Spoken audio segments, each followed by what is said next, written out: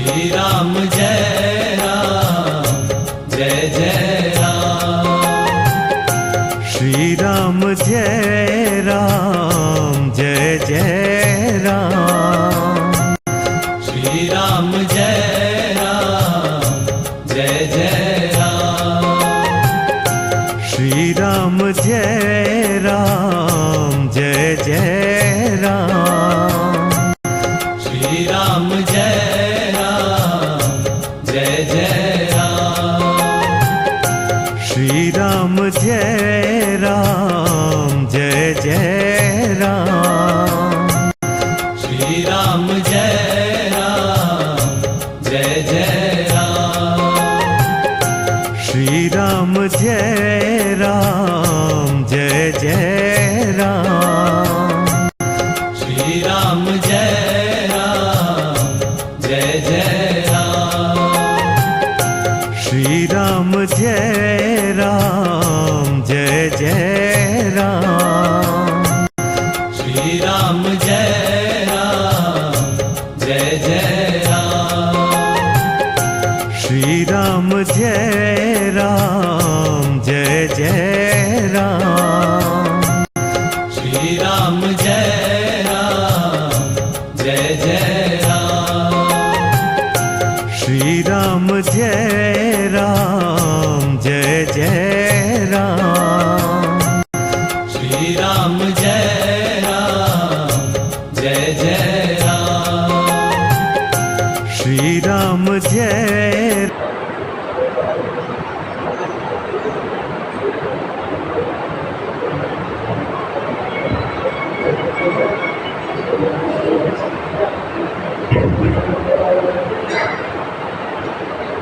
हमारा मन संसार के रागों से ग्रस्त है। इन रागों से विरक्ति का सबसे सरल उपाय क्या है?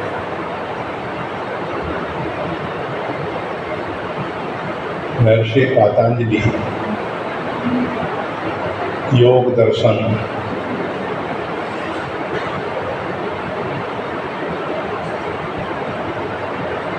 उसमें सबसे पहला जो सूत्र है, चित्त वृत्ति का निरोध ही योग है। योग अर्थात ये सार्वभौम जो अस्तित्व है, एक है। हमारे जो भारतीय हिंदू सनातन धर्म की सबसे बड़ी विशेषता यही है कि हम सार्वभौम अस्तित्व जो हमने देखा है, सुना है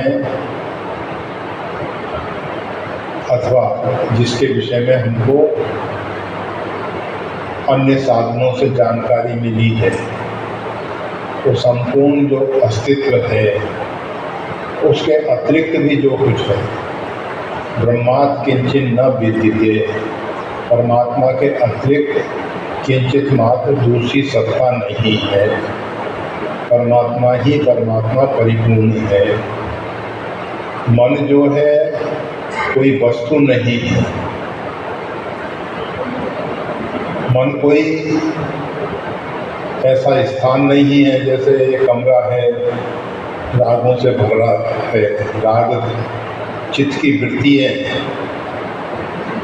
जो उसमें तरंगों के रूप में उभरती रहती है। मन अगर कोई वस्तु होता, मन निरवयव है। आप कहते हैं कि हमारा मन अभी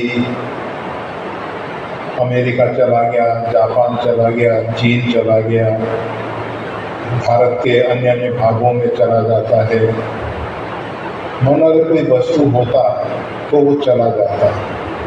चित्त वृत्ति का नाम ही मन है और मन का अमन होना ही योग है।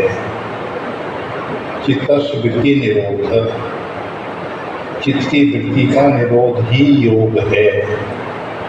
योग अर्थात आपका स्वरूप है।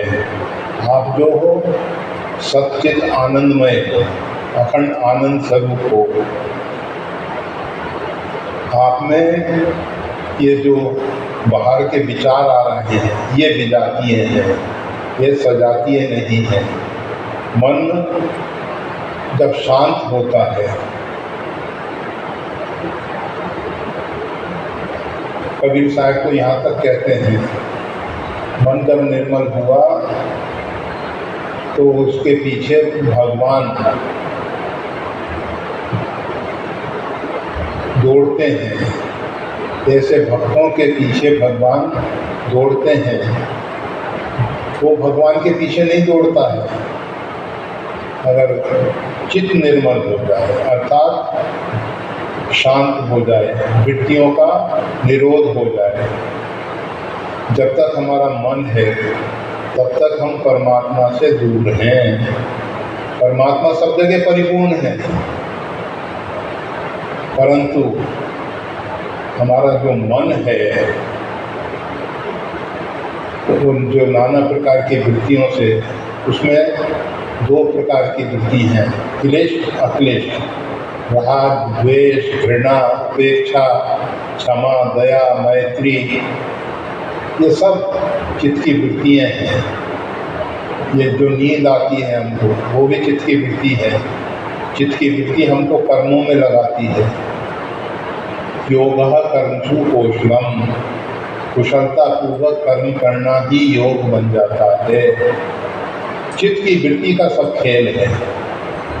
उस परमात्मा ने संकल्प किया, एको अहम बहुश्याम, एक से मैं अनेक हो जाऊं, तो परमात्मा का संकल्प है। इसलिए ये जो बहुश्याम अनेकत्व जो दिखाई दे रहा है, इसको कोई मिटा नहीं सकता है, क्योंकि परमात्मा का संकल्प है। और जब जीव अपने संकल्प को छोड़ के, अपनी इच्छाओं को छोड़ के परमात्मा की इच्छा में अपनी इच्छा मिला देता है, तो वो परमात्मा के निकट होता है। वो और परमात्मा दो नहीं रहते हैं। इतना निकट हो जाता है, इतना निकट हो जाता है कि परमात्मा और वह अलग अलग नहीं रहते हैं। ये परमात्मा की इच्छा में अपनी इच्छाओं को मिलाना होगा हमको। परमात्मा का प्रत्येक विधान मंगलमय है, हम समझें या न समझें। तो एक वार्ता कही जाती है, नाव में बहुत से पथिक सरिता को पार करने के लिए बैठे हुए थे। एक महात्मा जी भी उसमें पहुंच गए। नाव में बहुत भीड़ थी, बहुत संख्या ज़्यादा थी। मझधार में पहुंचते पहुंचते नाव डगमगाने लगी, जल का वेग बढ़ा, पवन प्रतिकूल चलने लगी। ऐसी परिस्थितियों को देख के सब लोग परमात्मा का स्मरण करने लगे। नाविक ने कहा,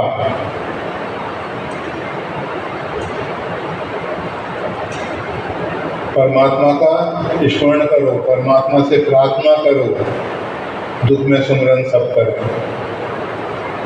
सब आर्त भाव से, दीन भाव से प्रार्थना कर रहे थे। नाविक कह रहा था, नाव को इस समय परमात्मा ही बचा सकते हैं और कोई उपाय नहीं है। वो जो महात्मा जी नाव में बैठे थे, उनके पास जो जल पात्र था, तुम्बिका पात्र, उस जल पात्र से नाव में जल भरने लगे।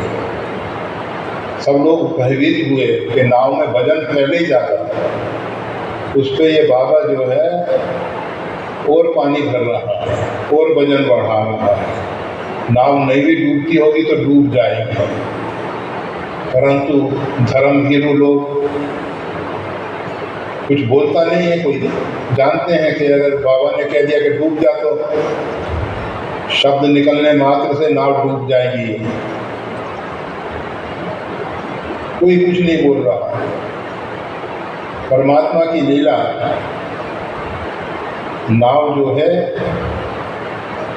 सुरक्षित आगे बढ़ी। नाविक ने कहा, अब किनारा नजदीक आ रहा है, भयभीत होने की जरूरत नहीं है।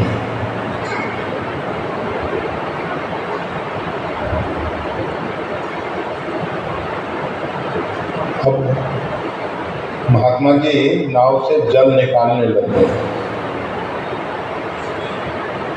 किसी प्रकार से नाव तट पे लगी। नाविक ने नाव को खूंटे से बांध दिया। सब यात्री उतर के अपने अपने गंतव्य की ओर बढ़ गए। एक जिज्ञासु महात्मा जी के पास पहुंचा और उसने जिज्ञासा की, तो भगवान आज मैंने आपकी एक विचित्र लीला देखी। महात्मा जी ने कहा, क्या लीला भाई? कहा कि जिस समय नाविक ने कहा नाव की डूबने की पूरी संभावना है, भगवान ही इसकी रक्षा कर सकते हैं, तब आप उसमें जल भर रहे थे। और जब नाविक ने कहा किनारा नजदीक है, नाव सुरक्षित है, अब हम सब आसानी से किनारे पे लग जाएंगे, आप उसमें से जल निकालने लग गए। कुछ रहस्य समझ में नहीं आया। सुनते तो आते हैं कि राजा जोगी अरंजब इनकी उल्टी रीत, पर आपने जो ये किया कुछ समझ में नहीं आया। क्या किया, कैसे किया, क्यों किया, क्या इसमें समझने की क्या बात है? जब नाविक ने कहा कि नाव डूबने की संभावना है, हमने कहा परमात्मा इसको डुबाना चाहते हैं, हमने कहा उसमें हम सहयोगी बन जाते हैं, जल्दी डूबे। जब नाविक ने कहा कि हम सब सुरक्षित हैं, हम समझ गए कि परमात्मा इसको बचाना चाह रहे हैं, हम उसको बचाने के लिए जल निकालने लग गए। परमात्मा की इच्छाओं में अपनी इच्छाओं को मिला देना। परमात्मा अगर जो, इसका मतलब ये नहीं कोई बच्चा बीमार है और हम हॉस्पिटल में ना ले जाके उसकी बीमारी को बढ़ावा दें कि भगवान की इच्छा है इसको बीमार करनी। रोग आया है, रोग के लिए उपयुक्त चिकित्सा जरूरी है, जो हमको भगवान ने कर्तव्य सौंपा है। कर्तव्य का पालन करना सबसे महत्वपूर्ण है, सबसे महत्वपूर्ण है। कर्तव्य को छोड़ के हम यत्र जो भटक जाते हैं, कर्तव्य का पालन ही धर्म है। जिस समय हमारा जो कर्तव्य है, महाभारत युद्ध में भगवान श्री कृष्ण अर्जुन के सारथी बने हुए हैं। घोड़े की लगाम संभालना उनका दायित्व था, कर्तव्य था। प्रातःकाल घोड़ों को हरा घास इत्यादि देके उनको हृष्ट पुष्ट बना के रथ के साथ जोड़ देना उनका दायित्व था। वो सब कार्य अपने हाथ से कुशलता पूर्वक करते थे। उस समय वो ये नहीं कि अन्य कार्य भी हमको देखने हैं। जिस समय हमारा जो कर्तव्य है, कर्तव्य बुद्धि से कर्म करना चाहिए। कर्तव्य अभिमान से रहित होकर, कर्तापन का अभिमान हमारे अंदर नहीं आना चाहिए। ये जो कर्तापन का अभिमान आता है, यही हमको दुखी करता है। कृष्ण कह रहा है संसार के रागों से ग्रस्त हैं। राग से अगर बचना है, संसार के रागों से बचना है, तो उसके लिए एक ही औषधि है। हमको या तो संसार प्रिय लगेगा या परमात्मा प्रिय लगेगा। अगर हम परमात्मा के अनुराग में लग जाते हैं तो संसार के राग अपने आप छूट जाते हैं। जब तक हम परमात्मा से दूर हैं, परमात्मा से विमुख हैं, अभी संसार में हमको ये नानत्व दिखाई दे रहा है, व्यक्ति दिखाई दे रहे हैं, स्त्री पुरुष दिखाई दे रहे हैं, बच्चे वृद्ध जवान दिखाई दे रहे हैं। हमको अभी परमात्मा नहीं दिखाई दे रहे। परमात्मा के सन्मुख होना अर्थात सब जगह जहाँ हमारी दृष्टि जाए वहाँ हमको परमात्मा नजर आए। जब हम परमात्मा के सन्मुख होते हैं, परमात्मा हमारे सन्मुख होते हैं, हमारे सामने संसार नहीं होता है, तो सब संसार के राग अपने आप छूट जाते हैं। राग को छोड़ना नहीं पड़ता है। हमेशा एक बात ख्याल रखने की है, जो अंधकार से लड़ते हैं वो अंधकार पे विजय कभी नहीं पा सकते। अंधकार से विजय पाने का एक ही उपाय है, प्रकाश।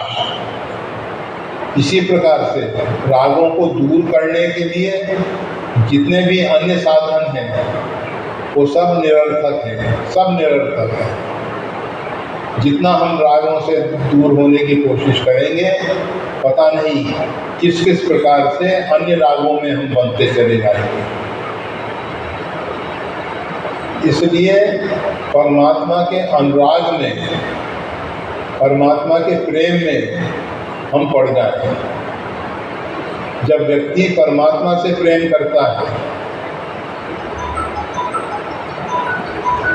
तो स्वाभाविक है कि संसार के व्यक्तियों के प्रति उदासीनता आने लगती है, संसार नीरस लगने लगता है। परमात्मा का नाम, परमात्मा का रूप, परमात्मा की लीलाएं, परमात्मा का धाम, ये सब हमको प्रिय लगने लगते हैं।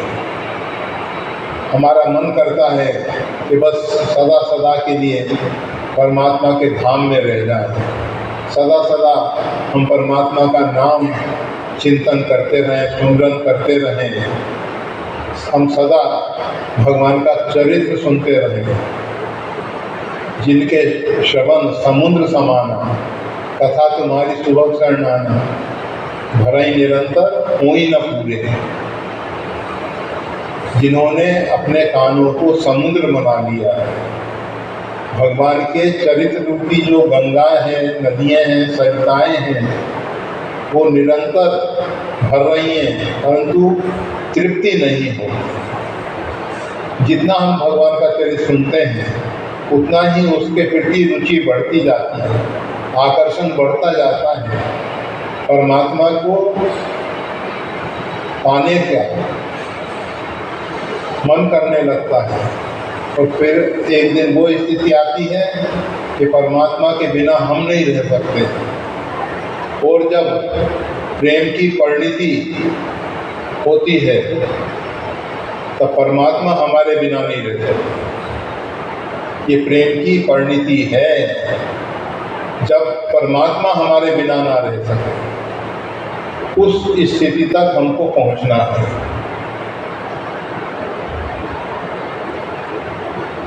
परमात्मा के प्रति जो प्रेम है उसमें पूर्णिमा नहीं होती। पूर्णिमा के बाद चंद्रमा घटना शुरू हो जाता है। प्रेम में पूर्णिमा कभी आती ही नहीं। प्रेम उत्तरोत्तर बढ़ता ही जाता है, बढ़ता ही जाता है।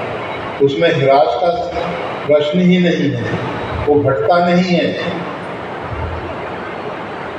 तो परमात्मा में जितना अनुराग हो, भगवान का चरित्र सुनने में रस मिलने लगे। हनुमान जी को देखिए, यत्र यत्र रघुनाथ कीर्तना, जहाँ जहाँ रघुनाथ जी की कीर्ति का गान होता है वहाँ वहाँ बाष्पवारी परिपूर्ण लोचना, नेत्रों में जल भरा है। हनुमान जी महाराज भगवान का चरित्र सुन रहे हैं। जहाँ जहाँ चरित्र होता है इतने असंख्य रूप धारण करके भगवान का चरित्र सुनते हैं।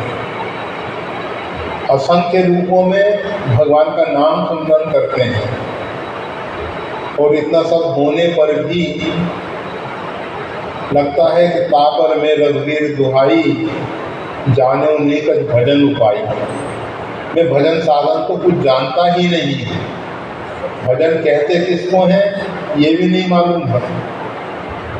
रघुनाथ जी की दुहाई दे के कह रहे हैं, मतलब केवल बनावटी विनम्रता नहीं है, ये वास्तविकता है। उनको ऐसा लगता ही नहीं कि हम भजन जानते हैं, भजन कर सकते हैं, परंतु उनका मन जो है हमेशा परमात्मा में ही सदाकार रहता है। परमात्मा का ही चिंतन, परमात्मा का ही मनन, परमात्मा का नाम सुमरन और भगवान का चरित्र श्रवण। तो इस प्रकार से हनुमान जी को आदर्श मान के भगवान के चरणों में अनुराग हो, अथवा अन्य जो भगवान के प्रेम रस में डूबे हुए रसिक भक्त हैं, जिनको सुबह से शाम तक में मालूम भी नहीं पड़ता समय कब बीत गया, जिनको समय का बोध भी नहीं रहता, ऐसे जो भगवान के रसिक भक्त हैं, भरत जी के विषय में बंदों प्रथम भरत के चरणा,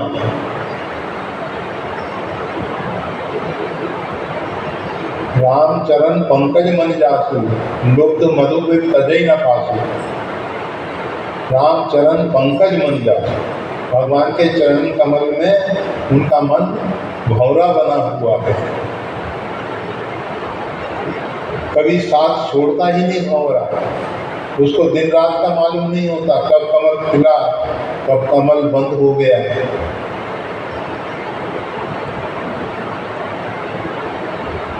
वो भंवर चाहे तो लकड़ी में छेद कर देंगे, परंतु कमल की कोमल पंखुड़ियों को छेदन करके बाहर नहीं आ सकता। वो उतना उसको मकरंद पराग का रस मिल जाता है, वो उसी में डूबा रहता है। इसी प्रकार से भगवान के चरणों में अनुराग हो। भरत जी जैसे महापुरुषों का, संतों का चरित्र सुने, सिया राम पद प्रेम अवस होय भवरस बिरती, भरत चरित कर नेम तुलसी जे सादर सुनहि। भरत चरित कर नेम नियम पूर्वक, अगर भरत चरित्र आदर पूर्वक नियम पूर्वक श्रवण किया जाएगा, अवश्य वही भवरस बिरती। तो ये जो संसार के आकर्षण है, जो संसार के रागों में हमारा मन भटक रहा है, ये फिर वहाँ जाएगा ही नहीं। ये तो भगवान के लुब्ध मधुप की तजई न पासु, चरण कमल में भौरा बन के एक क्षण भी उसको छोड़ना नहीं चाहेगा। तो इस प्रकार से मन को परमात्मा में लगाया जा सकता है। और इन रागों से विरक्ति का सबसे सरल उपाय क्या है? हमको तो इससे सरल और कुछ नहीं लगता। वैसे संसार में जो भगवान से प्रेम करने वाले हैं, उनके लिए प्रेम सरल है, और जो संसार की अपेक्षाओं में मतलब मान प्रतिष्ठा अर्थ इत्यादि में रचे पचे हैं, संसार में मान सम्मान की भूख है, धन से तृप्ति नहीं होती, तृष्णा बढ़ती जा रही है, ऐसे लोगों के लिए प्रेम करना भगवान से कठिन है। परंतु कठिन सोच के ऐसा नहीं कि वो असंभव है, इनके लिए कठिन जरूर है परंतु असंभव नहीं है। बहुत से ऐसे भक्त हुए हैं बिल्व मंगल, रूप आसक्ति में फंसे हुए थे, परंतु भगवान की कृपा हुई और भगवान के चरणों में अनुराग हुआ। और बहुत से भक्तमाल में ऐसे चरित्र मिलते हैं कि जो संसार में बहुत रचे पचे और फिर भी भगवान ने कृपा करके उनको स्वीकार किया। तो संसार के रागों से बचने के लिए, उनसे विरक्ति के लिए यही उपाय है कि भगवान के नाम और चरित्र का सहारा ले लिया जाए, भगवान की रूप माधुरी का ध्यान किया जाए और भगवान की लीलाओं का श्रवण मनन किया जाए, पठन पाठन किया जाए। तो भगवान का नाम सुनकर सदा सतत अहिर्निश रात दिन होता रहे। जय श्री राम।